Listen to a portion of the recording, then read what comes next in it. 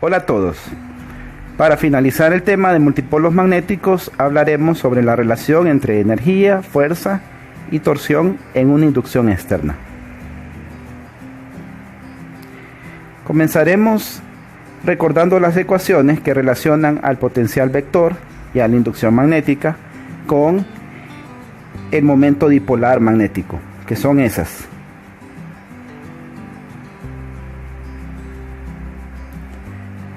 Ahora, para hablar de la energía, hay que recordar que se tienen dos términos, lo que es la energía propia de cada elemento del sistema y la energía de interacción.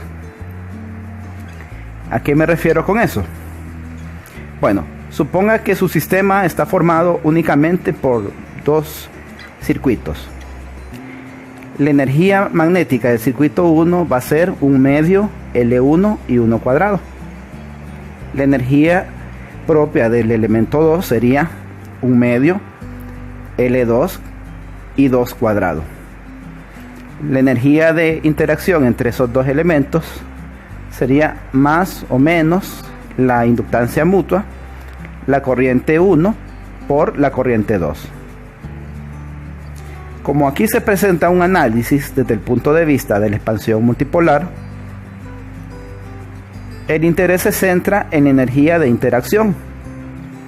Además, se considera que las fuentes que producen la inducción están alejadas del sistema de interés. Esto para poder utilizar la expansión multipolar. Tenemos ahí una figura. Se muestra a la izquierda dos circuitos que hacen el papel de fuentes externas, y a la derecha, que se supone que está muy alejado, el sistema de interés.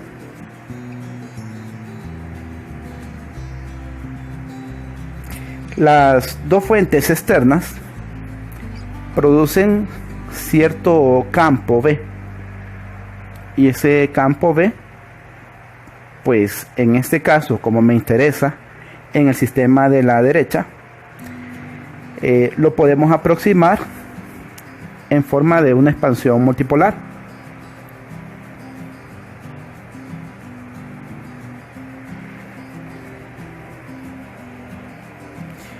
Ahí tenemos la energía de interacción magnética en términos de la inductancia mutua, como se explicó antes. Pero como la inductancia mutua y el flujo están relacionados, se pueden expresar mediante esta ecuación que se tiene, mediante esta ecuación que se tiene aquí.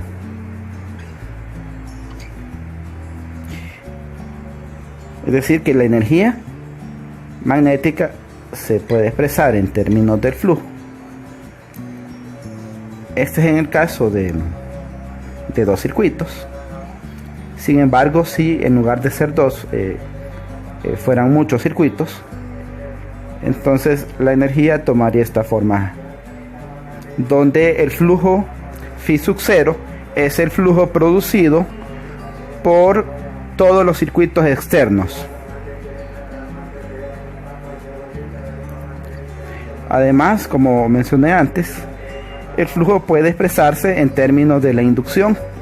Así, la energía magnética de interacción en términos de la inducción queda en esta forma. Para un grupo de circuitos, la energía de interacción se puede expresar por medio de la sumatoria. Aquí ya estamos considerando todos los circuitos y los estamos sumando, o en términos de la inducción por medio de esa ecuación. La energía también puede expresarse en términos del potencial vector.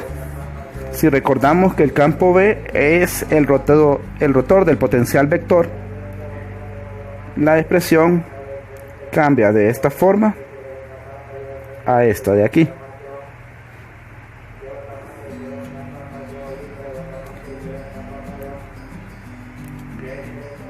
Bien, introduciendo la corriente en la integral y utilizando el teorema de Stokes, tenemos esa expresión para corrientes filamentales. De aquí que se pueda sacar una expresión también para densidades superficiales de corriente o para densidades volumétricas, como la que aparece en la parte inferior. Bien, regresando a la inducción y limitando el análisis al muy importante caso en que las fuentes externas se encuentran muy alejadas y el sistema de interés es tan pequeño en extensión espacial que V sub 0 casi no varía en toda la distribución de corrientes, podemos utilizar la siguiente aproximación. Veamos. Tenemos aquí la ecuación anterior. Tenemos al campo V sub 0.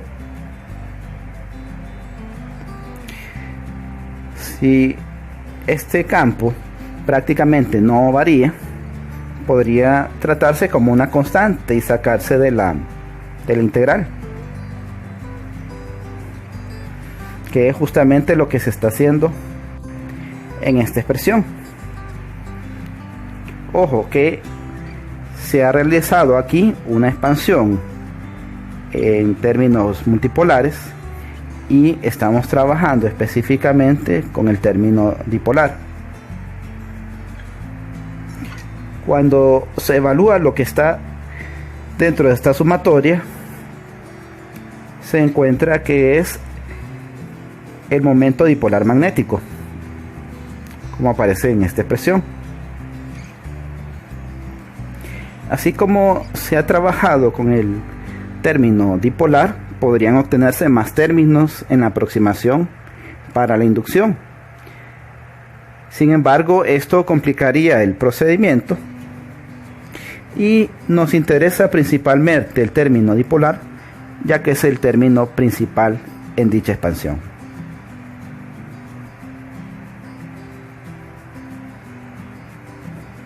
Como V sub 0 depende de la posición, si el sistema se mueve de una región a otra, posiblemente la energía de dicho sistema cambie. ¿Cómo se podría mover el sistema? Puede ser que un agente externo esté afectando a dicho sistema y eso implica una fuerza distinta de cero. Veamos. Si todo el trabajo que hace ese agente externo es energía que está ganando nuestro sistema, nosotros podríamos expresar la fuerza por medio de esa ecuación. Sustituyendo la definición de energía en términos de momento y del campo V sub 0, tenemos la ecuación de la derecha. Ahora bien, utilizando identidades vectoriales, esa expresión se convierte en 4 términos. Sin embargo, dado que el momento dipolar magnético es constante con respecto a los cambios en la posición y la inducción V sub 0 está en puntos donde no tiene fuentes, es decir, donde el rotor del campo V es igual a 0 porque no hay fuentes. La expresión para calcular la fuerza se simplifica a esto.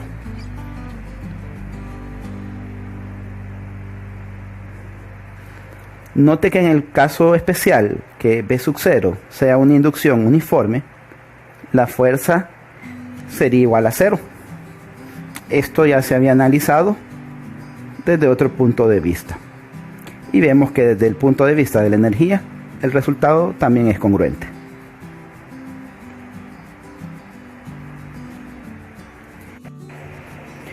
Vamos a definir ahora la energía de un dipolo magnético en un campo externo por medio de esta ecuación. esta definición es análoga a la energía potencial del caso electrostático. ¿Qué es lo que ha cambiado con respecto a la definición anterior? Bueno, lo que cambia es el signo menos, y vamos a explicar por qué es importante ese signo y qué tiene que ver con la posición. Comencemos con la ecuación de fuerza. En este caso es análogo a la ecuación que se utiliza en el caso mecánico. Fuerza igual a negativo gradiente de la energía. Si se sustituyen ambas definiciones, se encuentra que el resultado de la fuerza es el mismo que el caso anterior.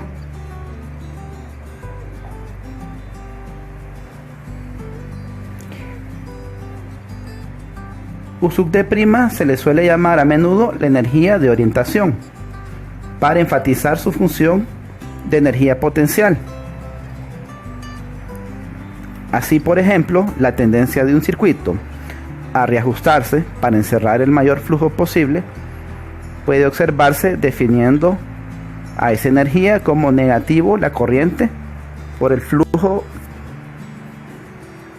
lo que corresponde a la tendencia general de los sistemas para tratar de lograr el equilibrio minimizando su energía potencial.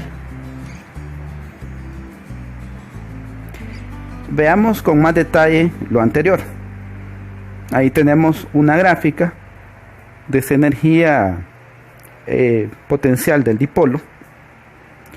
Vea que el ángulo θ está cambiando desde 0 hasta pi. Cuando se evalúa la energía en el ángulo 0,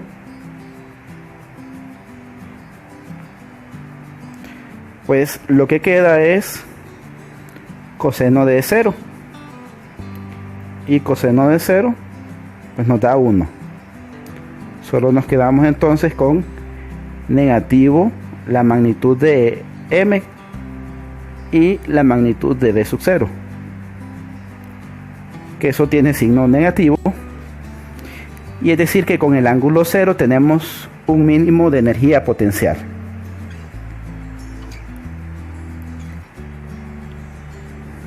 Esto corresponde al estado de equilibrio estable, en que m y b sub 0 son paralelos. Por otro lado, el punto máximo de la energía potencial está cuando el ángulo entre m y b es pi. Ahí el resultado, si evaluamos coseno de pi, sale un menos 1, y nos queda entonces que la energía es m por b sub 0, como aparece aquí. Ese es un punto de equilibrio inestable en el cual m y b sub 0 están dirigidos en sentidos opuestos. Veamos estas figuras para entender mejor lo que se estaba explicando antes. Observe las líneas de campo B que aparecen para los tres casos distintos. Tenemos en el caso superior un pequeño imán que va a representar al dipolo. En este caso, el momento dipolar para el imán de arriba iría en esta dirección, así. Y las líneas de campo B que están a la izquierda van en sentido opuesto, es decir, el ángulo es de 180 grados. Para que esas líneas de campo B vayan en esa dirección, significa que deberíamos de tener cierto arreglo de imanes, y esta parte de aquí equivale al polo norte. Como usted recuerda, dos polos iguales se repelen. Entonces, en la posición que se encuentra el pequeño imán de la derecha, es una posición de equilibrio inestable. Si se girara un poquito, como en la posición de en medio, pues al tener norte y norte en el otro lado, la fuerza de repulsión va a provocar que este imán gire con respecto al eje que tenemos por aquí. Y ese giro provocaría que el sistema se alinee posteriormente y quede el polo norte en esta posición de aquí y el polo sur al otro lado. En este caso, el sistema puede convertir esa energía potencial en energía cinética.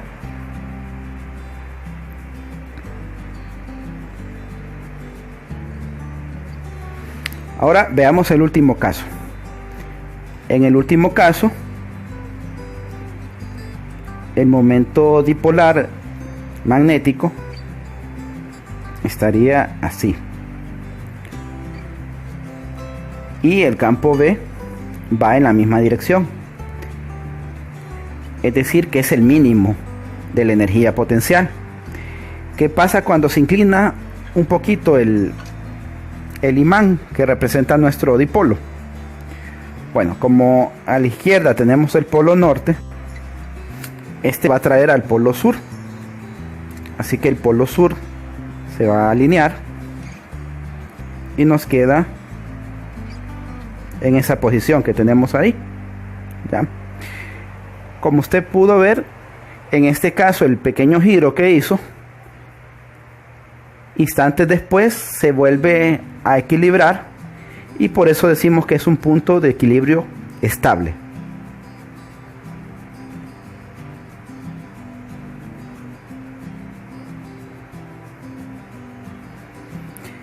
Dada la dependencia de la energía potencial con respecto al ángulo, también debe existir un momento de torsión actuando sobre el sistema. Ese momento de torsión es dado mediante la ecuación que tenemos ahí, M cruz B. Dado que M es constante, aun en el caso en que la inducción B sub 0 sea uniforme, el momento de torsión va a ser distinto de cero, a diferencia de la fuerza.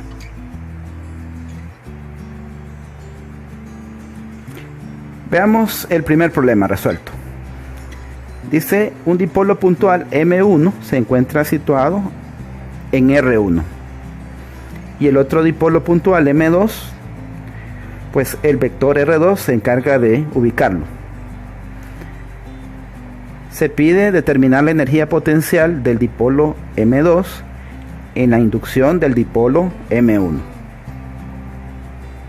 Solución. La energía de interacción del dipolo está dada por la ecuación que se vio antes. Es esta ecuación de aquí,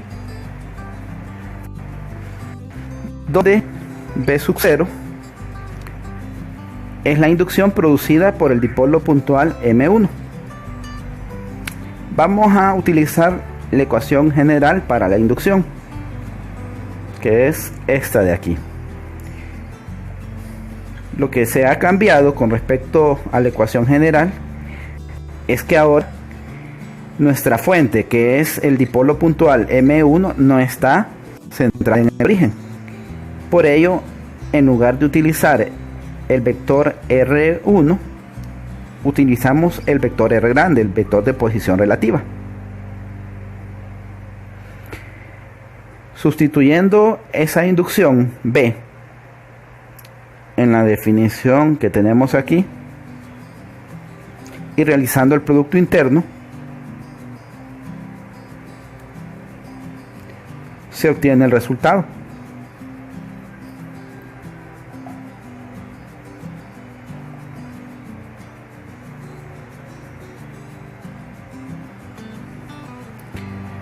Veamos el segundo problema. Este requiere más análisis que el problema anterior. Dice, dos espiras cuadradas, una del lado A y la otra del lado B, descansan sobre el mismo plano. Suponer que la distancia C entre sus centros es tan grande que resulta apropiado utilizar la aproximación dipolar y se pide encontrar la inductancia mutua. Bien, por facilidad se considera que ambas espiras están sobre el plano XY. La espira del lado A tiene su centro en el origen y una corriente I fluye a través de dicha espira. Como las espiras están muy alejadas, vamos a utilizar la inducción, básicamente el término dipolar de la inducción.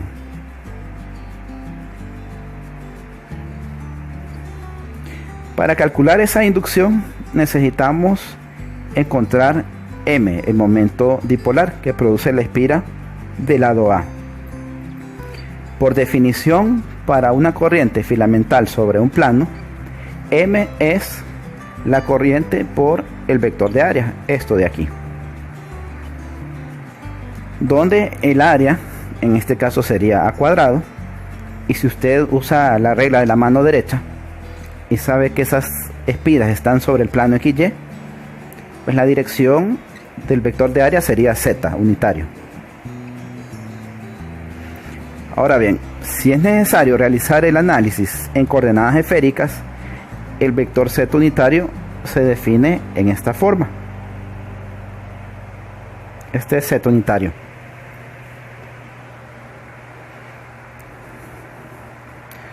Sustituyendo Z unitario en la definición general,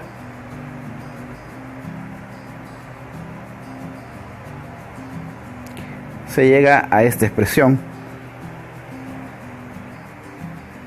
Bien, ya conocemos la inducción entonces que produce la espira del lado A. Ahora hay que analizar qué pasa en ese plano. Bueno, en el plano XY el ángulo θ vale pi medios o 90 grados. Como vale pi medios, tenemos aquí coseno de pi medios, que eso es 0. Y tenemos seno de pi medios, que eso es 1. Así, la inducción solo tendría componente en θ.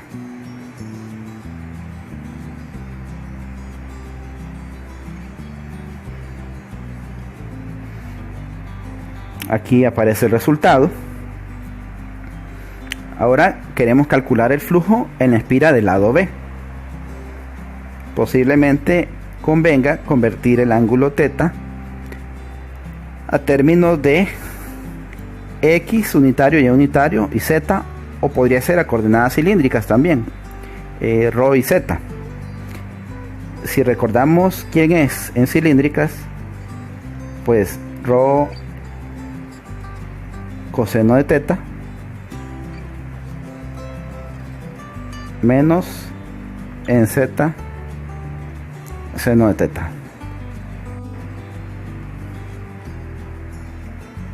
Como ya se explicó, estamos trabajando con un ángulo de pi medios, así que todo lo que lleve coseno de θ se va a hacer 0, y todo lo que lleve seno de θ se va a hacer 1.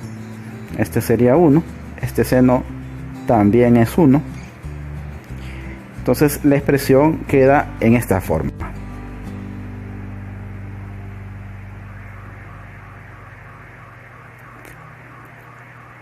Muy bien. Para calcular el flujo vamos a integrar B sobre la superficie 2. Como la distancia es tan grande, desde una espira hasta la otra, pues el cambio en B es despreciable. Es decir, que vamos a considerar a B como una constante, y esa constante saldría del integral. Lo que me interesa es la magnitud del flujo, para posteriormente encontrar la inductancia. Lo que cambiaría aquí es que en lugar de usar R a la 3, vamos a utilizar C a la 3. Sale B entonces como una constante, y solo se integra el diferencial de área 2. Esto me va a dar la superficie, que es B cuadrado, como aparece aquí. Recuerde que M, el momento dipolar magnético, se ha definido en términos de la corriente y el área de esta espira de aquí, la espira de la izquierda. Así, cuando se sustituye M, tenemos esta expresión. Por último, si conocemos el flujo que produce el circuito 1 sobre el circuito 2, lo dividimos entre la corriente y eso nos da la inductancia mutua. Este sería el resultado para la inductancia mutua. Muchas gracias por su atención.